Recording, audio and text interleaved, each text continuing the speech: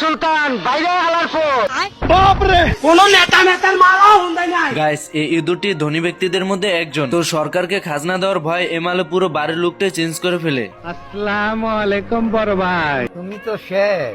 আপনি যদি মুরুবি না হইতেন তাহলে কি করতেন? আমার তো না মারে। বিমল স্যার, তোর ইনকাম কত? ইনকাম নাই না। 150 রুপিয়া দেগা। এরপরে ইঁদুরটি বসে চেয়ারে হিসাব করার জন্য। বাপরে আমারে চিনচর ভালো হয়ে যাও মাসুদ। এর ভিতরে ইঁদুরের ঘরে সবকিছু উল্টাপাল্টা কাজ করতে থাকে।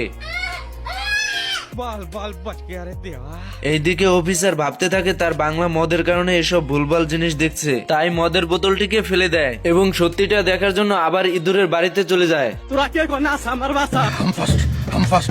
আসসালামু আলাইকুম মোটা খাসি।